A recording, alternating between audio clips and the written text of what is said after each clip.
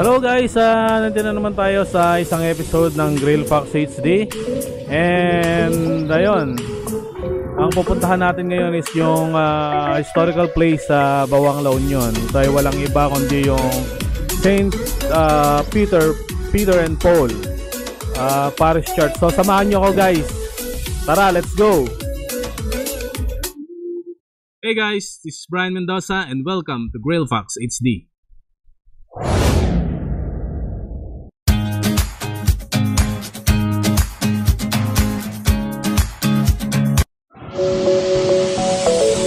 So ayun guys, nandito na tayo sa St. Peter and Paul's Parish Church sa Bawang La Union.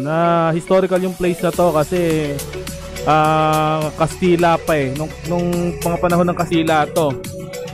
So ayan, nakikita nyo puro adobe pa siya, yung dating mga mga hollow blocks pa nun. Yun ang kagandahan sa kanya. So ayun, bali pumunta kami rito para makita rin lang namin yung mismong pa norte kasi kami, so dumaan na rin kami rito. Maganda yung place niya. So ayun, samahan nyo ako sa loob, tingnan natin para tingnan natin kung ano yung itsura nitong na to, place na to.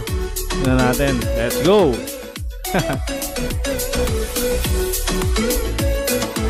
Ayun guys, nakikita nyo ba ako yung video na yan? Ayan, eto. So tinatag raw yung tinatag raw yung pangalan nito, itong St. Peter and Paul Church nung 1580.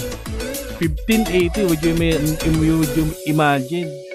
1580 pa, ganun siya tapos ganun siya katanda na. Nakikita mo naman yung itsura niya, mataas yung ceiling, puro adobe ang gamit, hindi hollow blocks. Kung makikita mo yung mismong gilid dito, ayan. Tapos ang luwang niya, ang lawak niya. So ang ganda ng itsura nito. Magandang puntahan actually. Tignan niyo yung ceiling, ang taas, di ba? Ayun, nung natapos raw to April 25, 1587 na mga Augustinian missionaries, mga missionaries ang nagpagawa nito. So yung nung isang araw na na-damage to nung 1892 na earthquake. Tapos na-restore nila nung 1895 yung mismong mismong church na to. Tapos nung nag-World War nung 1944, yun na-destroyed siya, nasira siya. Kasabayan nung stone na kumbento diyan sa gilid, nasira nung 1955. So nung nasira ng 1955, tinayuan ngayon yun na Sacred Heart School. So nandun sa kabilang gilid yon. For the meantime, ito na munang ititignan natin. Tignan nyo yung mismong itsura ng ng church. Napakalaki niya. Ang ganda ng mga laydown ng bricks niya. Maayos naman siya. And pinagsama na siya kumbaga samang modern and modern and classic kasi may mga may mga TV na monitor kabit-kabila. Sa sobrang laki niya, makikita mo puro may mga na siya, may mga TV na siya. So ayan yung mga ceiling niya. Nandyan, frequent na mga rito, mga commoners kumbaga nagpupunta dito sa mismong sa mismong church.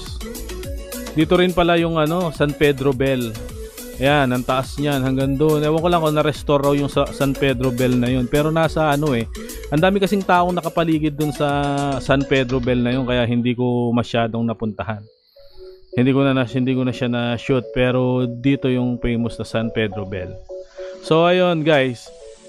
And nakita nyo naman nakita nyo yung history niya, nasabi ko naman So salamat sa inyo.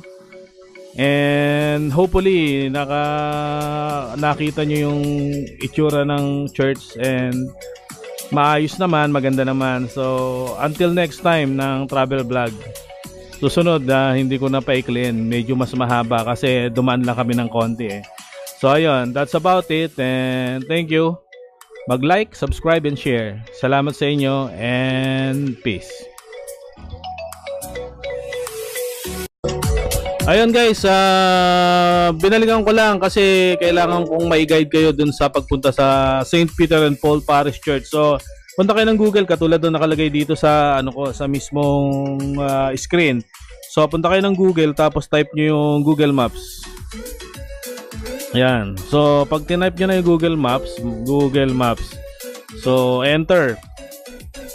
Pag in-enter nyo na yan, ang mangyayari, syempre lalabas yung Google Maps. So ito na, click nyo yung Google Maps, wala namang problema. So i-search nyo, search kayo ng lagay nyo St. Peter and Paul Parish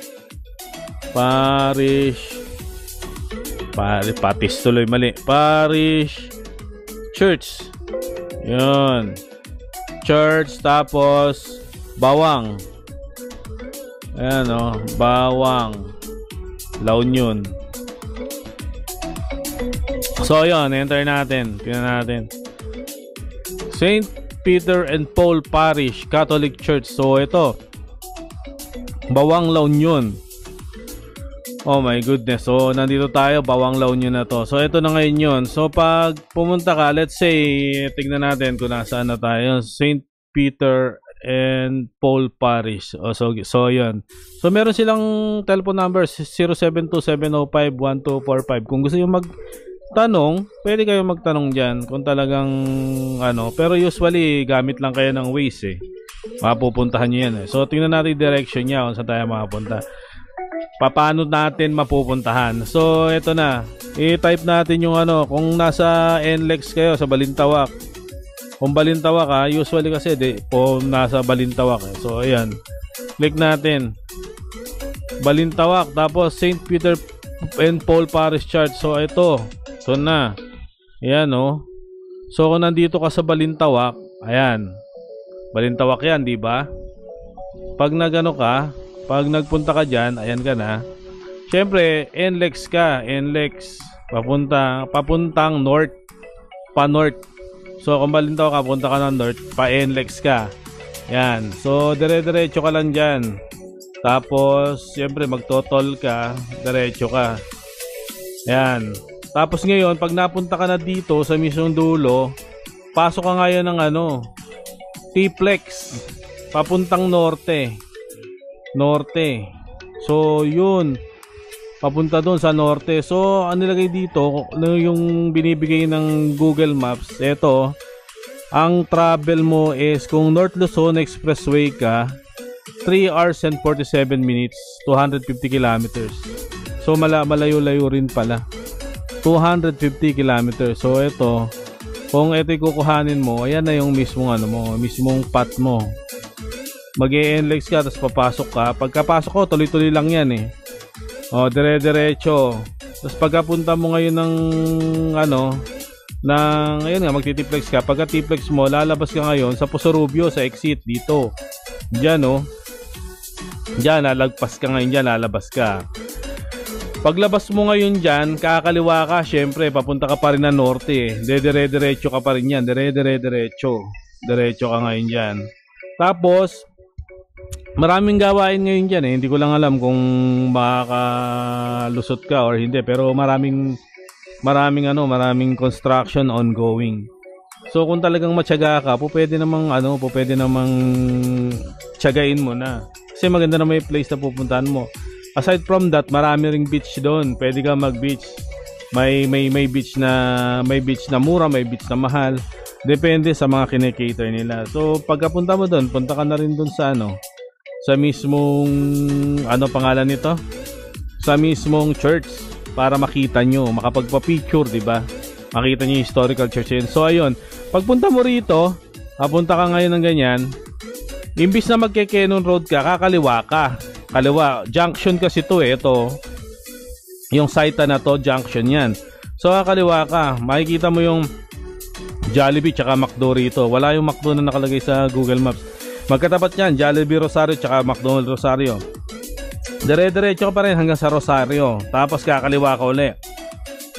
So yan, dire-diretso. Wala ka naman ang pupuntahan kundi dumiretso ka dyan eh. Hanggang doon, papuntang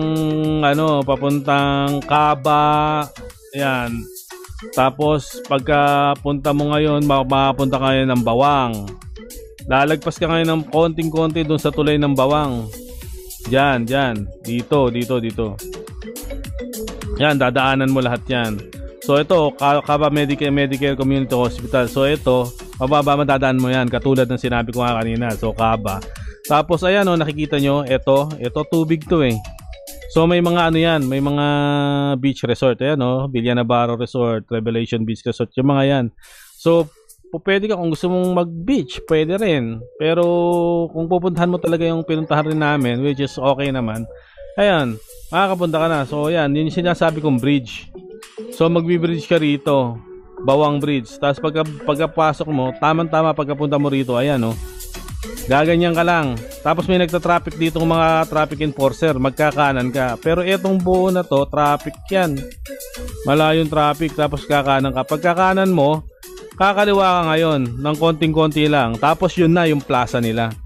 Yung mismong yung St. Peter and Paul Parish, nandyan lang. Ito, ayan, nandyan yan. Diyan sa mismong yan. So pag ginanyan mo yan, nalakad ka lang dyan. So kung isa-satellite view mo yan, makikita natin. Ayan o. Tignan mo. Pagkapunta mo rito, ayan, gaganyan ka. Ayan na natin, ayan. So ito yun, ayan. Yan yun. Tataas ka dyan. Or, pwede kang, hindi ka kasi pwede mag-park dito eh. So tataas ka dito. Punta ka ng ganyan. Yan, dire-diretso. Tapos yun, pag diretso mo dyan, ayan na, nag-load. So ayan, pag pumasok ka rito, ayan na yung parish church. Ito yung sinasabi ko sa inyo, Sacred Heart School. Dati kumbento to na bato, na destroyed lang. Tapos nung ni-restore na nila, ayan, Sacred Heart high school na. So pag pumasok ka dyan, ayan, papunta ka na dyan, eto na siya, yung church ng Bawang. Ang ganda niyan sa loob, nakita nyo naman, binidyo ko lahat, diba? Nakikita nyo yan. So ito, pag nakita mo, ayan, yung nandito, ito yung bell. Yung San Pedro Bell. Kaya lang, napakadaming tao niyan, kaya hindi ko na video. So, pumasok lang ako dyan, nakita ko yan. So, ayun, anyway, pag napuntahan nyo na, yan na yun. Okay na kayo dyan. So, magpa-picture kayo, kayo, kung ano yung gusto nyong gawin. So, ayun, hope na na-guidean ko kayo, and mapuntahan nyo. Salamat sa inyo nga pala, and thank you. Like, subscribe uli, and share.